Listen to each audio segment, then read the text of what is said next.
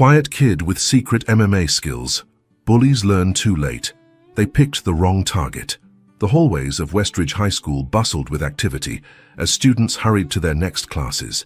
Among them was 15-year-old Oliver Chen, his slender frame weaving carefully through the crowd, eyes downcast. Oliver was new to Westridge, having transferred just 2 weeks ago when his mother accepted a position at the local hospital. With his baggy clothes, thick glasses, and shy demeanor, he had already been marked as an easy target. Oliver clutched, his books tightly against his chest, his dark hair falling over his eyes as he tried to make himself invisible. It wasn't that he was particularly small. At 5'7" he was average height, but there was something about his gentle movements and reluctance to make eye contact that seemed to attract unwanted attention. What none of his new classmates knew was that behind those oversized glasses and quiet exterior lay years of intensive mixed martial arts training. As the son of a former Chinese national wushu champion and a dedicated student of Brazilian jiu-jitsu since age 6, Oliver possessed skills that would shock anyone who knew only his school persona. "Hey, look! It's Chopstick Boy!" The harsh voice of Brandon Matthews cut through the hallway chatter. At 17, Brandon ruled Westridge's social hierarchy with a combination of athletic prowess, family wealth, and calculated cruelty. His broad shoulders and perpetual smirk gave him an air of untouchable confidence. Flanking him were his two loyal followers, Derek, a tall, lanky basketball player with a mean streak, and Tyler, a stocky wrestler who laughed too loudly at all of Brandon's jokes.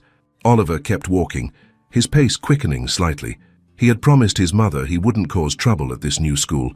After the incident at his previous school, the one that had prompted their move in the first place, his mother had made him swear he would keep his training private and avoid confrontation at all costs. "I think he's deaf," Brandon stage whispered, loud enough for the gathering crowd to hear. "Maybe he doesn't speak English." Oliver's fingers tightened around his books, his knuckles whitening. "Just keep walking. Don't engage. It's not worth it." A foot suddenly appeared in his path. Oliver saw it coming, his peripheral vision honed by years of sparring. But he deliberately allowed himself to trip, books scattering across the hallway floor. Calculated laughter erupted around him. "Oops," Brandon grinned as Tyler and Derek high-fived behind him. "Guess you need to watch where you're going, Bruce Lee." Oliver silently gathered his books, his face burning with humiliation that wasn't entirely feigned. He could have avoided the trip. He could have countered with a simple sweep that would have put Brandon on his back. But he didn't. He wouldn't. "What a loser," Derek commented, as Oliver finally collected his scattered belongings and hurried away.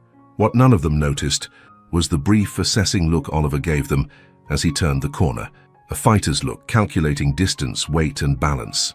In Miss Reynolds' English class, Oliver sat in the back row, quietly taking notes as the teacher discussed The Outsiders. The novel's themes of belonging and violence hit a little too close to home for his comfort. Who would like to share their thoughts on Ponyboy's character development? Ms. Reynolds asked, scanning the classroom. Several hands shot up, but she focused on Oliver. "Mr. Chen, we haven't heard from you yet. Would you like to contribute?"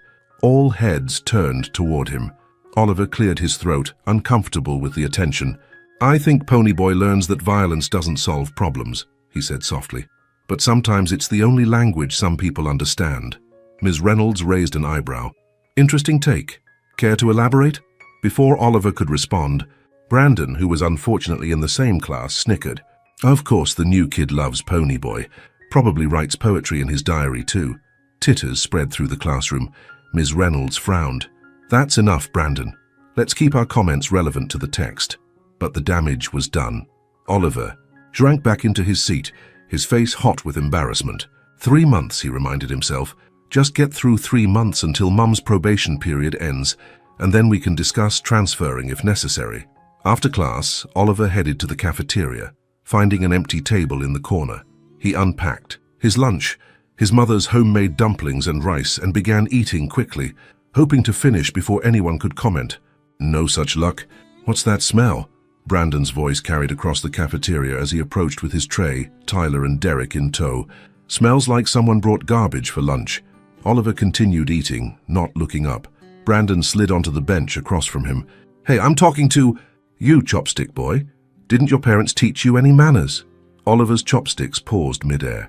A small muscle in his jaw twitched, but he remained silent. Maybe he really doesn't speak English, Tyler suggested, leaning over Oliver's shoulder to look at his food. What is that anyway? Looks like worms. Probably dog meat, Derek added with a cruel laugh. Several students nearby were watching now. Some uncomfortable, others amused, none intervening. Oliver set his chopsticks down carefully. They're just ignorant. They're just trying to get a reaction. Don't give them what they want. You know, Brandon continued, reaching across to poke at Oliver's food. In America, we eat real food, not whatever this garbage is. Oliver's hand shot out, grabbing Brandon's wrist before his finger could touch the dumplings. The movement was so fast that Brandon blinked in surprise. For a split second, real strength showed in Oliver's grip. Then he immediately released it, as if catching himself. "Please don't touch my food," Oliver said quietly, his voice steady. Brandon pulled his hand back, momentarily thrown off by the unexpected reaction. Then his eyes narrowed. "Or what, China boy? What are you going to do about it?" Oliver took a deep breath, packed up his lunch and stood to leave. "Nothing. I just want to eat in peace." As he turned to go, Brandon stuck out his foot again. This time, however, Oliver stepped over it without looking down, a move so natural it seemed like coincidence. Only someone trained to read body mechanics would have recognized the deliberate timing. "Coward!" Brandon called after him, but Oliver was already walking away, his back straight, his movements controlled. From across the cafeteria, a girl with vibrant, blue-streaked hair watched the exchange with interest. Zoe Martinez, Jr., class president and outspoken advocate against bullying, had been observing the new kid since his arrival. There was something about the way he moved that didn't match his timid persona, something in how his eyes tracked movement, something different. For the next 2 weeks, the pattern continued. Brandon and his friends escalated their harassment, moving from verbal taunts to more physical intimidation. They knocked books from Oliver's hands, shoved him against lockers, and once filled his gym locker with fish sauce, ruining his clothes and making him the laughingstock of PE class. Through it all, Oliver maintained his composure, never fighting back, always walking away. But those who looked closely might have noticed the increasing tension in his shoulders, the tightening around his eyes, the way his breathing sometimes shifted into a controlled pattern when Brandon approached. In the boys' locker room after a particularly grueling PE session, where Coach Phillips had conveniently ignored Brandon, tripping Oliver repeatedly during basketball, things reached a new level. Oliver was changing quickly, hoping to leave before Brandon's usual post-gym harassment began, when he felt a presence behind him. He turned to find all 3 boys blocking his exit, their expressions suggesting this wouldn't be their typical taunting. "You know what I can't figure out?" Brandon said, advancing slowly. "Why someone who acts so scared all the time would have this?" He held up his phone, showing a screenshot of a social media post. It was from Oliver's old school, a brief news article about a regional junior MMA tournament. Though the image was blurry, Oliver recognized himself on the winner's podium.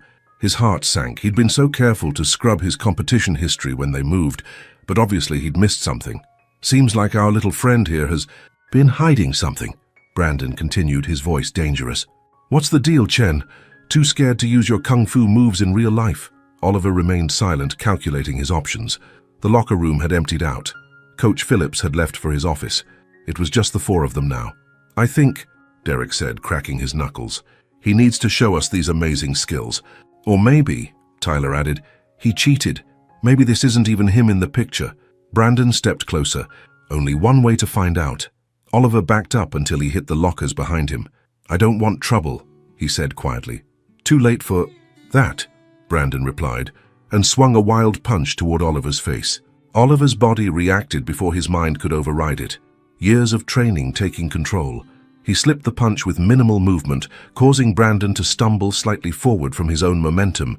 But instead of countering, Oliver immediately reset his stance and raised his hands in a placating gesture. "Please," he said, "I promised my mom I wouldn't fight." Brandon's face flushed with anger and embarrassment. "So you are faking being a wimp. What's your problem? Think you're too good to fit in here?" "No, I just—" "Shut up!" Brandon shoved him hard against the lockers. "You think you're fooling anyone with this act? You're just a fake." Oliver closed his eyes briefly. Mom is going to be so disappointed. But before things could escalate further, the locker room door swung open and Coach Phillips strode in. "What's going on in here?" Brandon immediately stepped back, his face transforming into innocent confusion. "Nothing, Coach. Just talking with the new kid, helping him feel welcome." Coach Phillips looked skeptical, but didn't press the issue. "Clear out, all of you. Lunch period's almost over." As they filed out, Brandon whispered to Oliver, "This isn't over. Tomorrow, behind the gym after school, if you don't show up, we'll find you at your house." Oliver felt a chill run through him. It wasn't fear of Brandon. It was fear of what he might do to Brandon if pushed too far. That night, Oliver couldn't sleep. He paced his bedroom, torn between his promise to his mother and the reality of his situation. After hours of internal debate, he finally went to his closet and pulled out a small wooden box from the back. Inside were his competition medals and a worn journal. He opened the journal to an entry from over a year ago. "Sifu Wong reminded me today that martial arts isn't about fighting, it's about preventing fights. He says the ultimate victory is walking away. But what if walking away just makes things worse? What if it puts others in danger?" Oliver traced his fingers over the words, remembering the incident that had led to their move. He hadn't started that fight either, but he had certainly finished it. The other boy had been hospitalized with a dislocated shoulder and a concussion. It had been self-defense. The boy and his friends had cornered Oliver with a knife, but the damage to Oliver's reputation had been done. His mother had been devastated, not by his actions, but by the fact that he'd been forced into that situation. "Violence only leads to more violence," she had told him tearfully. "Promise me you'll find another way." He had promised, and he had meant it. But now, staring at the journal, Oliver wondered if there was a middle path, a way to stand up for himself without causing serious harm. He closed the journal and began to meditate, his breathing finding the familiar rhythm his first Sifu had taught him when he was just 6 years old. As his mind cleared, he made his decision. The next day at school, there was a subtle difference in Oliver's demeanor. He still kept to himself, still spoke softly when called upon, but those who looked closely might have noticed he no longer hunched his shoulders. His steps were more deliberate, his gaze more direct. Zoe Martinez noticed. After third period, she approached him at his locker. "Hey," she said, leaning against the adjacent locker. "You're Oliver, right?" He looked up, surprised that someone was talking to him voluntarily. "Yes, you're Zoe, the class president." She nodded, studying him with intelligent brown eyes framed by blue-streaked black hair. "I've seen what Brandon and his goons have been doing. Why don't you report them?" Oliver shrugged. "Would it make a difference? Maybe not immediately, but then what's the point?" The question wasn't bitter, just practical. Zoe frowned. "So you're just going to let them keep bullying you?" Oliver closed his locker, his movements precise. "I never said that." Something in his tone made Zoe look at him more carefully. "What are you planning to do?" Before he could answer, the warning bell rang. Oliver gave her a small smile, the first genuine one she'd seen from him. "I'm going to offer them a lesson in respect." As he walked away, Zoe stood watching, a mixture of concern and curiosity on her face. There was definitely more to the new kid than met the eye. The school day passed in a blur of anticipation. Word had somehow spread about the confrontation scheduled behind the gym. By final period, it seemed half the school was planning to be there, eager to see the quiet new kid get pummeled. Oliver sat through his last class AP Physics with unusual focus. He had always found comfort in the predictability of physics. Forces and reactions, actions and consequences, all following established rules. If only human interactions were so logical. When the final bell rang, he gathered his things methodically and headed toward the gym. Several students whispered as he passed, some looking surprised that he was actually showing up, others making cruel jokes about what Brandon would do to him. Behind the gym was a secluded area bordered by a chain-link fence and some scraggly trees, just out of sight from the main school buildings but easily accessible. By the time Oliver arrived, a sizable crowd had gathered. Brandon and his 2 followers stood in the center of the impromptu circle, looking confident and eager. "Well, look who decided to show up," Brandon called out as Oliver approached. "I figured you'd run home crying too." "Mommy." Oliver set his backpack down carefully against the fence. "I'm here," he said simply. The crowd grew quiet, sensing something different in the air. Oliver stood relaxed, his arms at his sides, weight balanced evenly on both feet in what appeared to be a casual stance, but was actually a basic ready position. Brandon smirked, handing his jacket to Tyler. "Last chance to beg for mercy, Chen." Oliver took a deep breath. "I don't want to fight you, Brandon." Laughter rippled through the crowd. "Should have thought of that before you showed up," Brandon replied, advancing toward Oliver with his fists. raised in an untrained boxing stance. Oliver remained still, only his eyes moving, tracking Brandon's approach. "I'm giving you a choice. Walk away now, and we forget this." Brandon's response was a wild haymaker, aimed at Oliver's head. What happened next left the entire crowd in stunned silence. Oliver didn't just dodge the punch, he seemed to evaporate around it, his body shifting just enough for Brandon's fist to pass harmlessly by his ear. In the same fluid motion, Oliver gently redirected Brandon's momentum, using nothing more than a light touch to the passing arm and shoulder to send the larger boy stumbling off balance. Brandon caught himself and turned, face flushed with a mixture of confusion and rage. "Lucky dodge," he snarled, and charged forward with a flurry of punches. Oliver weaved and slipped each one with minimal movement, never striking back, just redirecting force, maintaining a bubble of space around himself that Brandon couldn't seem to penetrate. It looked effortless, almost like a choreographed dance, except for the growing frustration on Brandon's face. After 30 seconds of this, Brandon was breathing hard, while Oliver hadn't broken a sweat. "Fight back," Brandon demanded, his voice cracking with humiliation. "I am," Oliver replied calmly. "I'm just not hitting you." This response infuriated Brandon, who signaled to Derek and Tyler, "Get him!" As the two moved to flank Oliver, the crowd murmured in disapproval. 3 against 1 wasn't what they'd come to see, but before anyone could object, Oliver had adjusted his position, maintaining awareness of all 3 opponents. What followed was a demonstration of defensive martial arts that left spectators open-mouthed. Oliver moved like water between the 3 attackers, causing them to get in each other's way, occasionally using one's momentum to bump into another. He never threw a single punch or kick, instead using gentle pushes, subtle foot sweeps, and circular redirections that left the 3 bullies increasingly frustrated and uncoordinated. At one point, Tyler threw a punch that Oliver ducked under, causing Tyler to hit Derek instead. Another time, Oliver simply sidestepped, leading Brandon to charge straight into a bush. The crowd began to laugh, not at Oliver, but at the 3 bullies who couldn't land a single blow on the supposedly helpless new kid. After several minutes of this humiliating display, Brandon was red-faced and panting. "Stand still and fight, you coward!" Oliver finally stopped moving, standing calmly in the center of the circle. "I am fighting. I'm showing everyone that you can't hurt me no matter how hard you try." His voice carried clearly to the gathered students. "And I'm doing it without hurting you back." Brandon, pushed beyond reason, roared and charged with his head down like a bull. This time, Oliver used a basic judo technique, stepping slightly to the side while guiding Brandon's shoulders with just his fingertips, redirecting the bully's charge. Brandon's own momentum sent him tumbling to the ground, where he landed hard on his backside. The crowd erupted in cheers and laughter. Brandon, humiliated and enraged, scrambled to his feet and pulled something from his pocket. The flash of metal silenced the crowd immediately. A pocket knife. "Not so slick now, are you, Kung Fu boy?" Brandon snarled, flicking the blade open. The atmosphere changed instantly. Several students backed away, some pulling out phones to call for help. Zoe, who had been watching from the edge of the crowd, stepped forward to intervene, but Oliver caught her eye and gave a subtle shake of his head. His demeanor shifted subtly as he faced Brandon, his stance lowering slightly, becoming more grounded. For the first time, the watchers caught a glimpse of the trained fighter beneath the quiet exterior.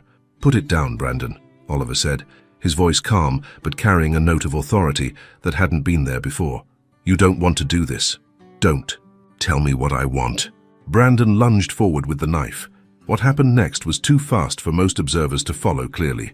Oliver's hand shot out, catching Brandon's wrist with precise timing.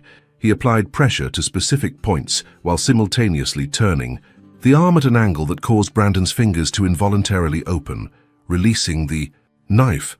In the same continuous motion, Oliver swept Brandon's front leg, bringing him gently but firmly to the ground, where he pinned him with a minimal pressure hold that left the larger boy completely immobilized. The knife lay harmlessly on the ground several feet away, where Tyler stared at it in shock. "I could have broken your arm just now," Oliver said quietly to Brandon.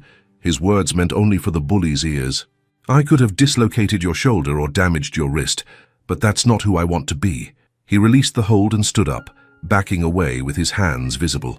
Brandon lay on the ground, the fight completely gone from him, replaced by a dawning realization of how badly he had misjudged his target.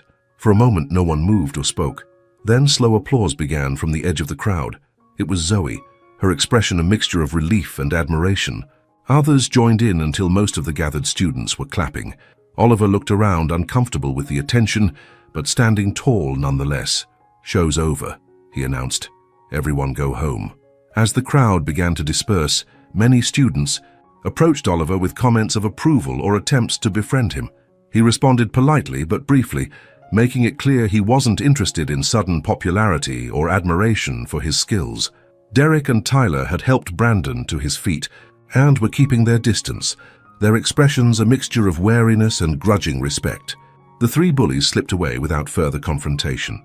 As the area cleared, only Zoe remained, studying Oliver with newfound interest. "That was impressive," she said, walking over to him. "Where did you learn to fight like that?"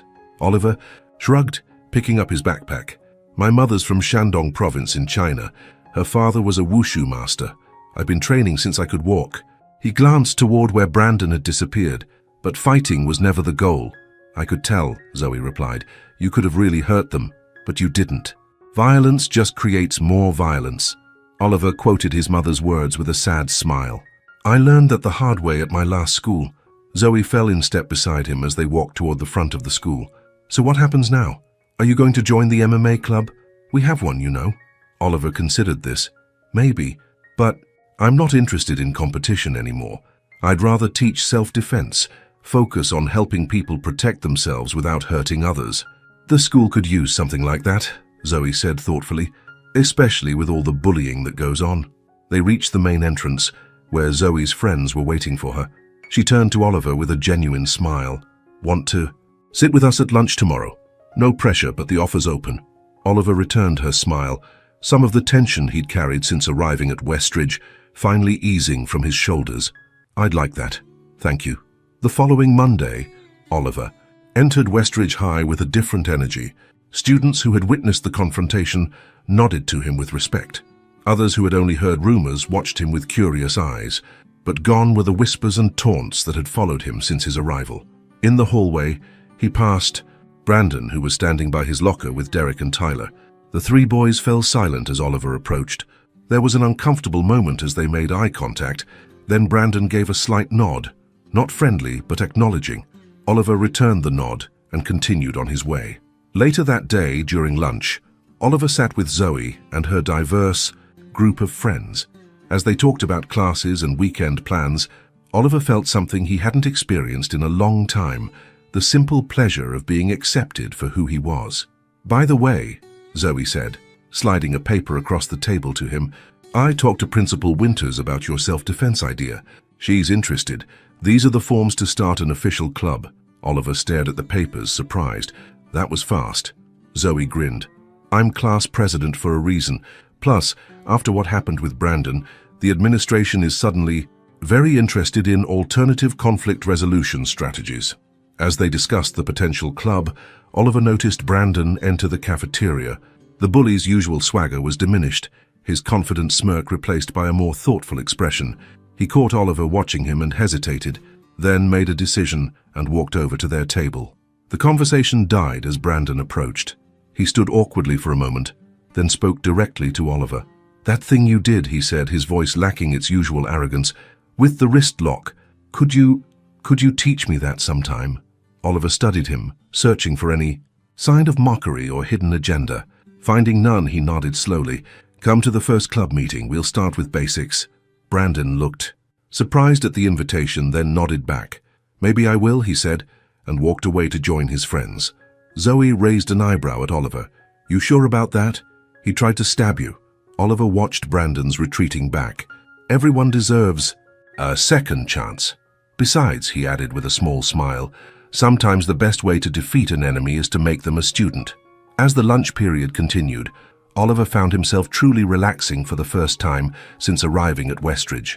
His mother had been right about violence only leading to more violence, but she had been wrong about one thing. Sometimes standing up for yourself was necessary, not to hurt others, but to show them a better way. When the bell rang signaling the end of lunch, Oliver gathered his things with a sense of quiet satisfaction. He had come to Westridge hoping only to blend in and avoid trouble. Instead, he had found something unexpected, the chance to be himself, fully and honestly, without either hiding his strength or misusing it.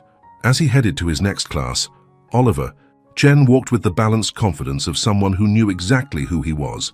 Not a victim, not a fighter, but something more valuable than either, a teacher.